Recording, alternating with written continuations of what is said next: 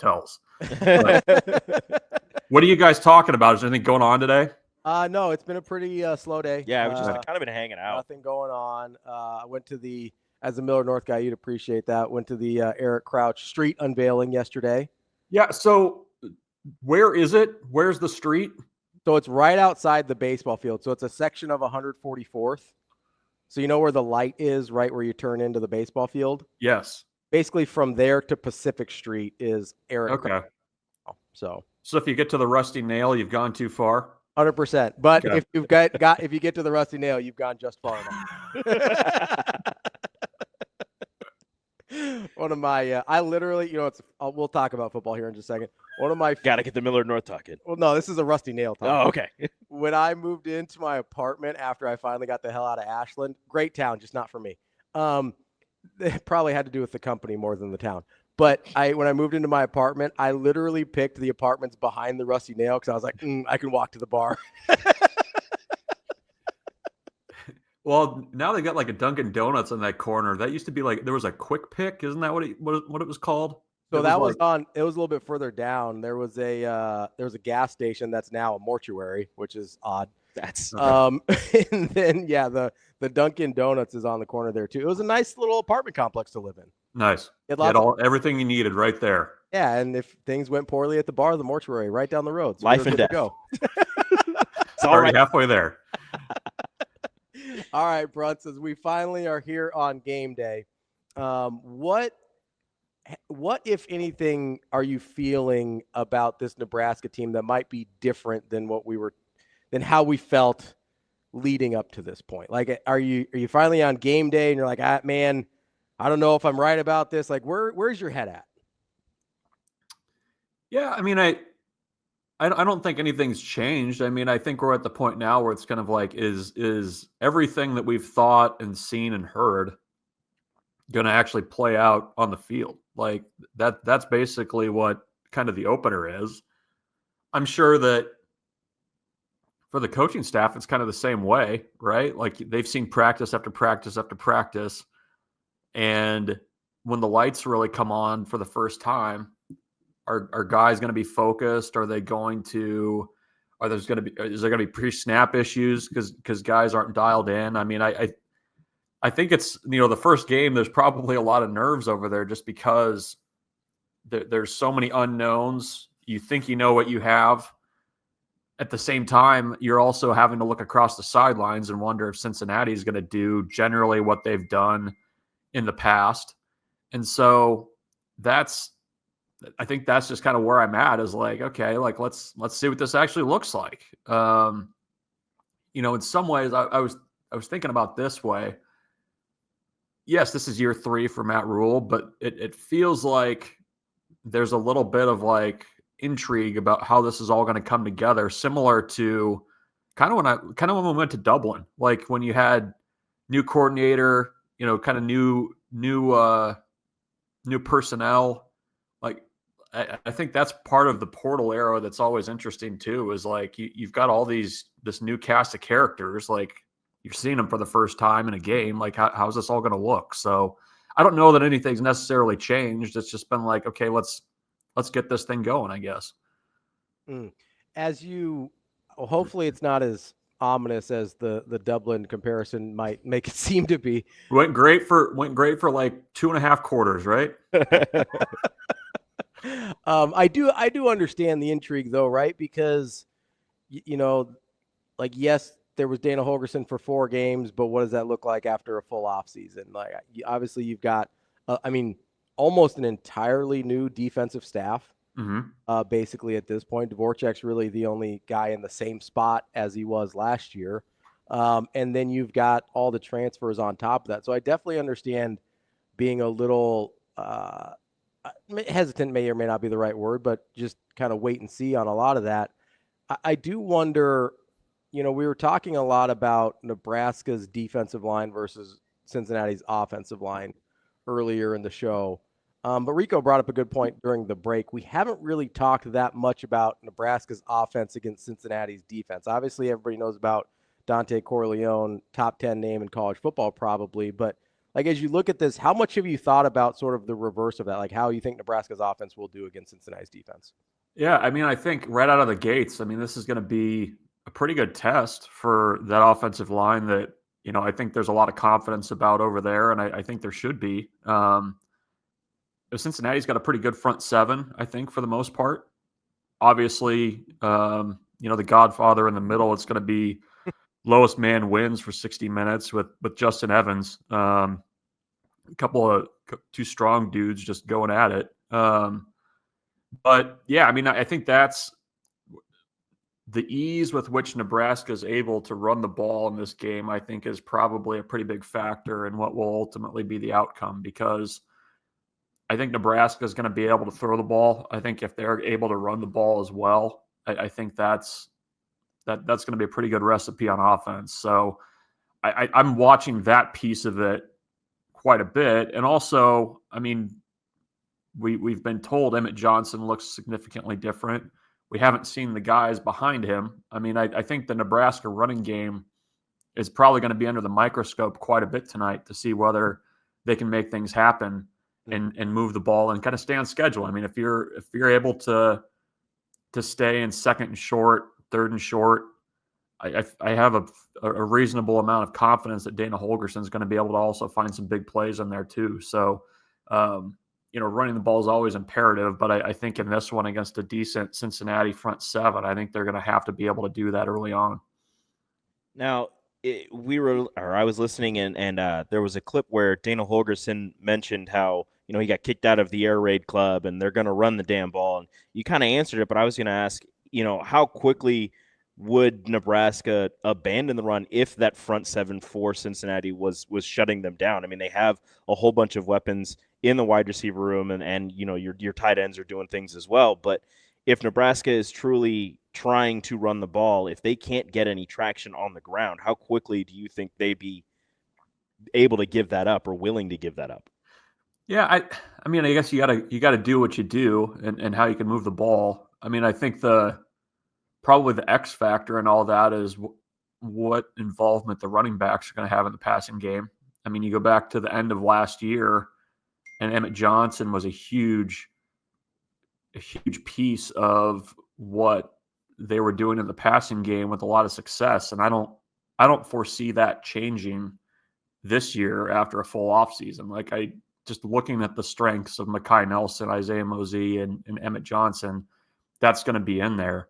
So do they abandon the run? Maybe not. But I mean, I think they've got other tricks to kind of loosen things up a little bit if they're not able to move the ball on the ground early on. But I mean, I go back to the spring, and Dana Holgorsen was talking about the work that they were doing with the interior run game. I think Nebraska's interior offensive line is very good. Like, I like that move of Justin Evans to center. Rocco Spindler, you didn't bring him in here to just not run behind him. And I think that's a big piece of it. And Henry Lutovsky looks as good as he's ever looked during his Husker career. So I don't think they're going to be quick to pull the eject button or the eject cord Something. lever. Ejectocito. Yeah. So I think they'll continue to do it, but I think they also will be able to sprinkle in some other things that'll keep Cincinnati honest as well. So, Bruntz, we've talked a lot about over the offseason about areas of improvement. And, I've talked a lot about defensive line. We're talking about offensive line. We're talking about running game. We've talked about, we kind of like the wide receiver room. We kind of like the tight ends, whatever, right? Have you allowed yourself to, I guess, explore what I consider to be probably the most likely possibility that Dylan is just a lot better this year? Yeah. Right? Because that's the most likely possibility of all the things we've talked about. I would say in my opinion, the most likely thing that's going to happen is Dylan just looks like we think he could. It's do you think Nebraska fans are like unwilling to accept that? Like, it seems like it hasn't been talked about very much. It hasn't. I think there's probably a lot of like scar tissue baked into that, right? Sure. Yeah. Like Adrian Martinez freshman year to sophomore year, like Nebraska was pretty much ranked based on whatever that was going to look like. Yeah. In a sophomore season. I think I think that you have to probably entertain the fact that Dylan Raiola is a significantly better quarterback than he was last year. Um, the thing that I'll be curious to see tonight is whether or not he's going to make 3-4 throws that he didn't make last year on deep balls, on fitting things into tight windows. And I think that's the next step. But I mean, his command of the offense, I think, is in a really good spot. I think a full off season with Dana Holgerson is huge. And I think just Dana kind of hammering home the efficiency thing, like take the checkdowns, keep things moving. Like you hear things over and over and over again for almost 9 months now since the last season ended. You have to believe that there's a lot of progress that's been made there. So yeah, I mean, I think when things kind of happen tonight, I think you probably need to at least be okay with the thought that maybe Nebraska's quarterback has grown and improved from what he was last year. Because I think he's got the skill set. I think he's got the mentality where there's going to be a couple games this year where Dylan Raiola is just going to have to win the game for Nebraska, right? Like we could talk about running backs, tight ends, everything else, but you've got a guy at quarterback that can get it done. I mean, that's huge. So I think that's an okay thought going into tonight's game that perhaps just maybe he's better this year. In that kind of same vein, when you talk about Dylan Raiola, and let's allow ourselves to go there for a second. Let's say he is. I'm not even talking about like all conference necessarily, just significantly better as a sophomore than he was as a freshman, with one of the best play callers in college football. And let's sprinkle in there just for funsies that special teams isn't catastrophic. What does that mean to you? Like, what does that look like in your head if just those things are different from last year? Dylan and special teams? Dylan is significantly better and special teams are not a disaster. What does that look like? Well, I mean, not a disaster on special teams was probably a win or two this year. Yeah, right. I mean, I think that's fair. I mean, special teams not being a disaster means you're closer to actually winning the field position game, which is something that Nebraska has lost with regularity for the last decade. You're able to capitalize on drives. You don't have to be nearly quite so fine to score points if you can count on your field goal kicker being able to make a 44-yard field goal. No, I mean, I just taking the Dylan piece out of it, if you're even or good on special teams, and good is probably like where they were starting from last year. I mean, if you're a 60th in the country this year, that's going to already look significantly different.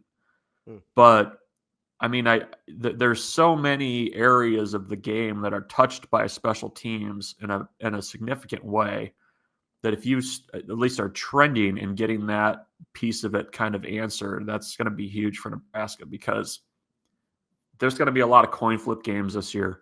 There's going to be a lot of one-score games this year, and it's just like dragging a boat anchor around trying to win those types of games when you're just getting your head bludgeoned on special teams. So, I mean, that part of it getting correct, or at least close to correct, I mean, that would be huge for this team in 2025. Now, I asked Damon this question and kind of spoke with Ravi about it earlier in the show. When you look at the defensive line for Nebraska, they're leaner. They're not as I mean, they're very big human beings, but you don't have Ty Robinson, who was massive. You don't have Nash Hutmaker, who was a polar bear, as his nickname suggested. Your defensive line is leaner. They seem more explosive and faster.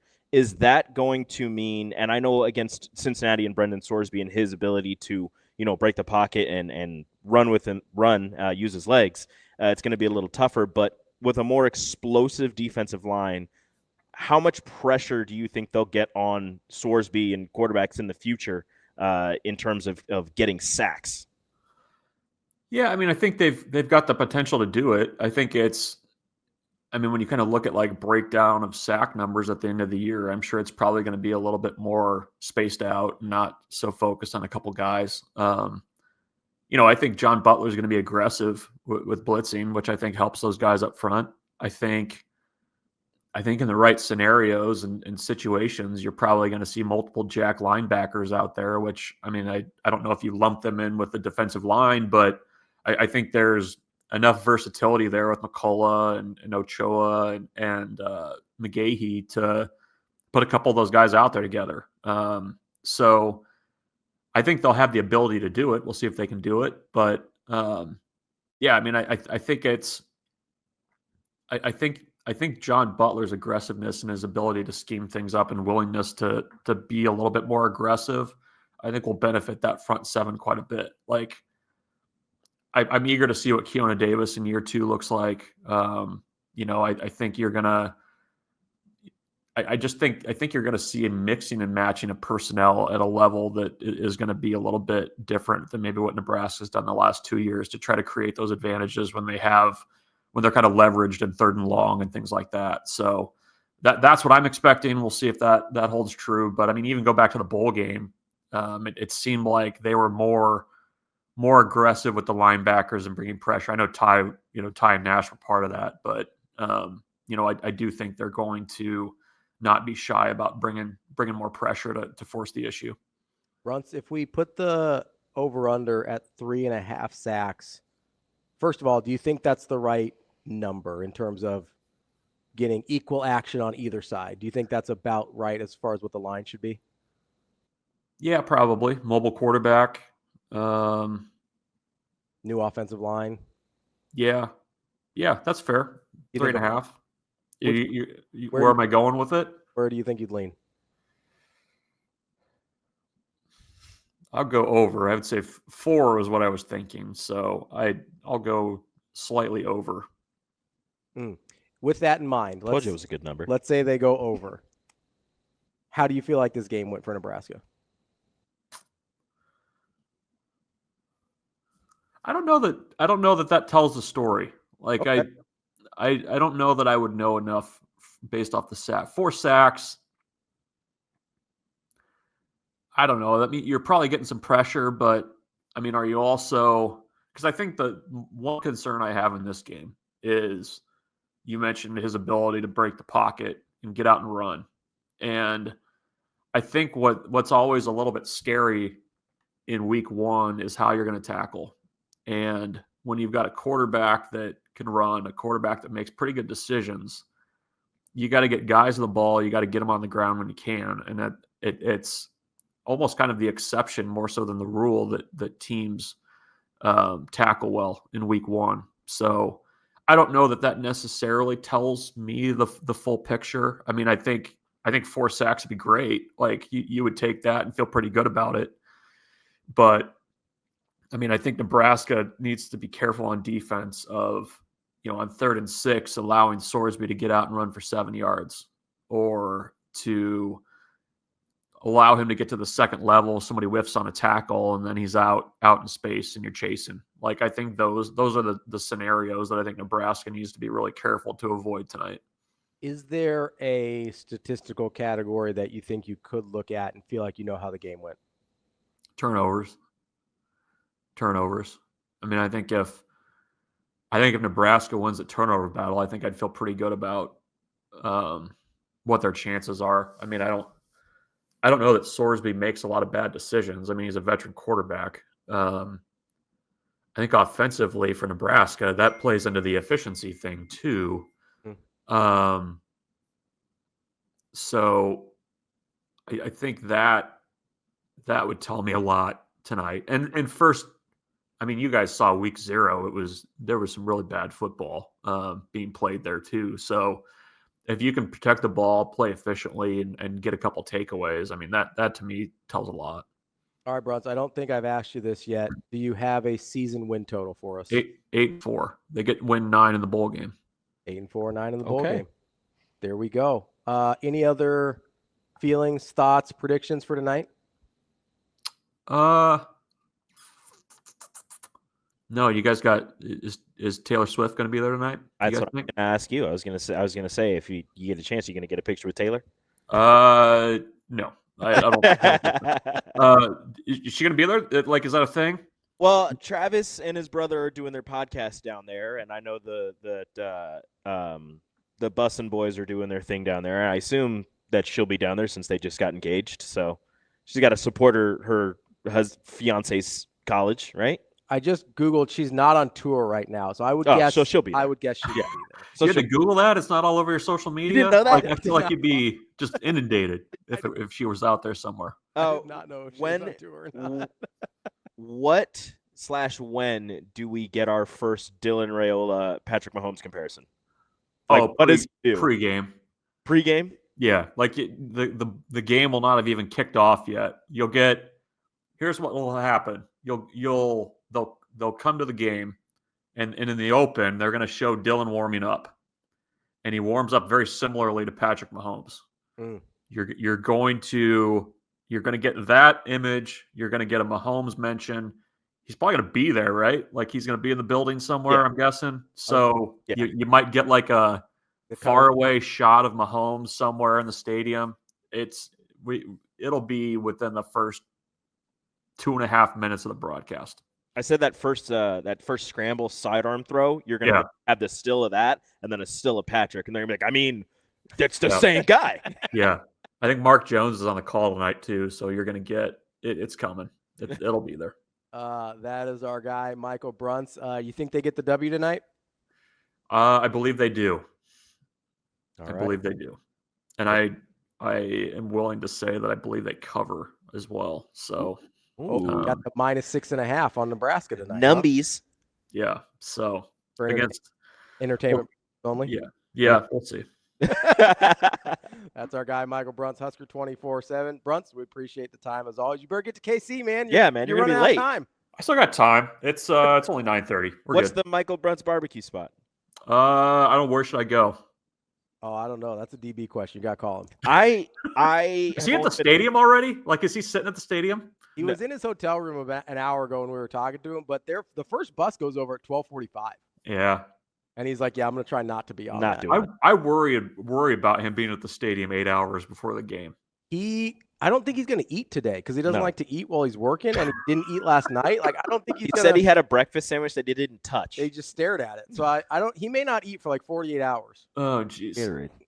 Might be. So just check on him for me when you get down. Yeah, I might have to get over there early and make sure he's okay. Give me a wellness check on our boy, okay? Take care of DB. All right, Bruntz, good luck. And I'm just saying, you might be underestimating the traffic a little bit. You better get on the road. Oh, okay.